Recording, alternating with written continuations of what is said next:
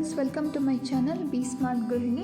Friends, ನಾನು ಇವತ್ತು breakfast ಸೀರೀಸ್ನಲ್ಲಿ ಮಾಡ್ತಿರುವಂತಹ ಒಂದು ಬ್ರೇಕ್ಫಾಸ್ಟ್ ರೆಸಿಪಿ ರೈಸ್ ಬಾಲ್ಸ್ ಅಂತ. ಈ ಒಂದು ರೆಸಿಪಿ ತುಂಬಾ ಟೇಸ್ಟಿಯಾಗಿರುತ್ತೆ, ಹಾಗೆ ತುಂಬ ಈಸಿಯಾಗಿ ಕೂಡ ಮನೆಯಲ್ಲೇ ಮಾಡ್ಕೊಬಹುದು. ಈ ರೀತಿ ಬಹಳಷ್ಟು ಒಳ್ಳೆ ವಿಡಿಯೋಸನ್ನು ರೆಸಿಪೀಸನ್ನು ನೀವು ನೋಡಬೇಕು ಅನ್ನೋ ಹಾಗಿದ್ರೆ ನನ್ನ ಚಾನಲ್ನ ತಪ್ಪದೆ ಸಬ್ಸ್ಕ್ರೈಬ್ ಮಾಡ್ಕೊಳ್ಳಿ. ಹಾಗೆ ಪಕ್ಕದಲ್ಲಿರೋ ಒಂದು ಬೆಲ್ ಐಕಾನ್ ಪ್ರೆಸ್ ಮಾಡೋದನ್ನು ಖಂಡಿತ ಮರಿಬೇಡಿ. ಈಗ ಹೇಗೆ ಮಾಡೋದು ಅಂತ ನೋಡೋಣ.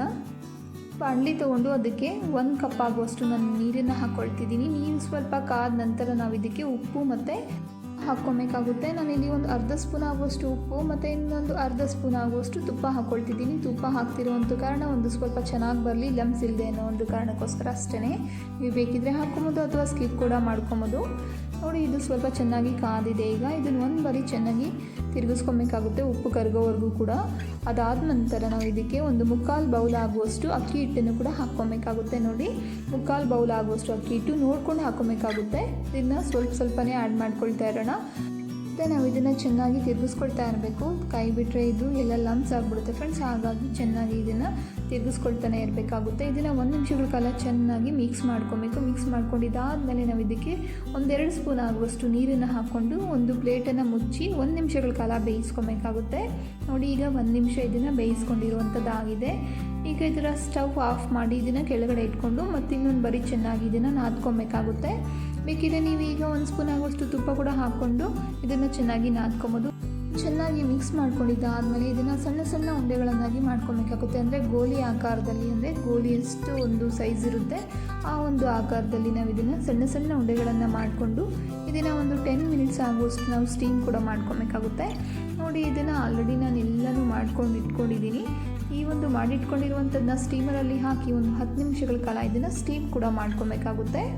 ಈ ರೀತಿ ಮಾಡ್ಕೊಳ್ಳೋದ್ರಿಂದ ಇನ್ನೂ ಹೆಚ್ಚಾಗಿ ಚೆನ್ನಾಗಿ ಬೆಂದು ಇದು ಇನ್ನೂ ಒಂದು ಒಳ್ಳೆ ಟೇಸ್ಟ್ ಕೊಡುತ್ತೆ. ಹಾಗಾಗಿ ಇದನ್ನು ಒಂದು 10 ನಿಮಿಷಗಳ ಕಾಲ ನಾವು ಸ್ಟೀಮ್ ಮಾಡ್ಕೊಳ್ತಿದ್ದೀವಿ. ಇದು ಸ್ಟೀಮ್ ಮಾಡಿರೋದಾಗಿದೆ. ಇದಕ್ಕೆ ಒಂದು ಸಣ್ಣ ಒಗ್ಗರಣೆ ಮಾಡ್ಕೊಬೇಕು. ಇದಕ್ಕೆ ನಾನು 2 ಸ್ಪೂನ್ ಆಗುವಷ್ಟು ಎಣ್ಣೆ ಹಾಕ್ಕೊಳ್ತಿದ್ದೀನಿ. ಒಂದು ಅರ್ಧ ಸ್ಪೂನ್ ಆಗುವಷ್ಟು ಸಾಸಿವೆ ಸಿಡಿದ ನಂತರ ನಾವು ಇದಕ್ಕೆ ಉದ್ದಿನಬೇಳೆ ಮತ್ತು ಕಡಲೆಬೇಳೆ ಎರಡೂ 1 ಸ್ಪೂನ್ ಆಗುವಷ್ಟು ಹಾಕ್ಕೊಳ್ತಾ ಇದ್ದೀನಿ. ಇಷ್ಟನ್ನು ಕೂಡ ಹಾಕ್ಕೊಂಡು ನಾವು ಇದನ್ನು ಚೆನ್ನಾಗಿ ಫ್ರೈ ಮಾಡ್ಕೊಬೇಕಾಗುತ್ತೆ. ಮತ್ತು ಇದು ಫ್ರೈ ಆದ ನಂತರ ನಾನು ಇದಕ್ಕೆ ಸ್ವಲ್ಪ ಜೀರಿಗೆ ಕೂಡ ಆ್ಯಡ್ ಮಾಡ್ಕೊಳ್ತಾ ಇದ್ದೀನಿ. ಜೀರಿಗೆ ಕೂಡ ಒಂದು ಅರ್ಧ ಸ್ಪೂನ್ ಆಗುವಷ್ಟು ಹಾಕ್ಕೊಂಡ್ರೆ ಸಾಕಾಗುತ್ತೆ. ನೋಡಿ, ಜೀರಿಗೆ ಕೂಡ ಈ ಒಂದು ಟೈಮಲ್ಲಿ ಹಾಕ್ಕೊಂಡು ನಾನು ಫ್ರೈ ಮಾಡ್ಕೊಳ್ತಿದ್ದೀನಿ. ಈ ಒಂದು ಬೇಳೆ ಎಲ್ಲ ಸ್ವಲ್ಪ ಕೆಂಪು ಕಲರ್ ಬಂದ ನಂತರ ನಾನು ಇದಕ್ಕೆ ಈರುಳ್ಳಿ, ಅಂದರೆ ಒಂದು ಸಣ್ಣದಾಗಿ ಹಚ್ಕೊಂಡಿರುವಂಥ ಈರುಳ್ಳಿ, ಹಾಗೆ ಒಂದು 4 ಹಸಿ ಮೆಣಸಿನಕಾಯಿ ಹಾಗೆ ಹಚ್ಕೊಂಡಿರುವಂಥದ್ದನ್ನು ಕೂಡ ಹಾಕ್ಕೊಬೇಕು. ಮತ್ತು ಇದಕ್ಕೆ ರುಚಿಗೆ ಬೇಕಾಗಿರುವಷ್ಟು ಉಪ್ಪನ್ನು ಕೂಡ ನಾನು ಇದೇ ಟೈಮಲ್ಲಿ ಹಾಕ್ಕೊಳ್ತಾ ಇದ್ದೀನಿ. ಇದಿಷ್ಟನ್ನು ಕೂಡ ಚೆನ್ನಾಗಿ ಫ್ರೈ ಮಾಡ್ಕೊಬೇಕಾಗುತ್ತೆ. ಫ್ರೆಂಡ್ಸ್, ನಾನು ಮಾಡ್ತಿರೋ ಒಂದು ರೆಸಿಪೀಸ್ ನಿಮಗೆ ಇಷ್ಟ ಆಗ್ತಿದ್ರೆ ಪ್ಲೀಸ್ ಲೈಕ್ ಮಾಡಿ, ಶೇರ್ ಮಾಡಿ, ಹಾಗೆ ಕಮೆಂಟ್ ಕೂಡ ಮಾಡಿ. ಅಷ್ಟೇ ಅಲ್ಲದೆ ಫ್ರೆಂಡ್ಸ್, ಯಾರಾದರೂ ಹೊಸದಾಗಿ ನನ್ನ ಒಂದು ಚಾನಲಲ್ಲಿ ವಿಡಿಯೋಸ್ನ ನೋಡ್ತಿದ್ರೆ ಇನ್ನೂ ಕೂಡ ಆ ಚಾನಲಲ್ಲಿ ಸಬ್ಸ್ಕ್ರೈಬ್ ಮಾಡ್ಕೊಂಡಿಲ್ಲ ಅಂದರೆ ಅವರು ಪ್ಲೀಸ್ ಚಾನಲ್ನ ಸಬ್ಸ್ಕ್ರೈಬ್ ಮಾಡ್ಕೊಳ್ಳಿ. ಹಾಗೆ ಪಕ್ಕದಲ್ಲಿರೋ ಒಂದು ಬೆಲ್ ಐಕಾನ್ ಏನಿದೆ ಅದನ್ನು ಪ್ರೆಸ್ ಮಾಡೋದನ್ನು ಖಂಡಿತ ಮರಿಬೇಡಿ. ಈರುಳ್ಳಿ ಈಗ ಪೂರ್ತಿಯಾಗಿ ಫ್ರೈ ಆಗಿದೆ. ಇದಕ್ಕೆ ನಾನು ಮಾಡಿಟ್ಕೊಂಡಿರುವಂತಹ ಒಂದು ರೈಸ್ ಬಾಲ್ಸ್ ಏನಿದೆ ಸ್ಟೀಮ್ ಮಾಡ್ಕೊಂಡಿರುವಂಥದ್ದು ಅದನ್ನು ಕೂಡ ಇದಕ್ಕೆ ಹಾಕ್ಕೊಂಡು ಚೆನ್ನಾಗಿ ಮಿಕ್ಸ್ ಮಾಡ್ಕೊಳ್ತಾ ಇದ್ದೀನಿ. ಇದನ್ನು ತುಂಬ ಸಾಫ್ಟಾಗಿ ನೀವು ಮಿಕ್ಸ್ ಮಾಡ್ಕೊಬೇಕಾಗುತ್ತೆ. ಅಂದರೆ ಗಟ್ಟಿಯಾಗಿ ಇದನ್ನು ಮಿಕ್ಸ್ ಮಾಡಲಿಕ್ಕೆ ಹೋದರೆ ಅದೆಲ್ಲ ಒಡ್ಕೊಳ್ಳೋ ಚಾನ್ಸಸ್ ಇರುತ್ತೆ. ಸೊ ನಿಧಾನಕ್ಕೆ ಇದನ್ನು ಮಿಕ್ಸ್ ಮಾಡ್ಕೊಬೇಕು.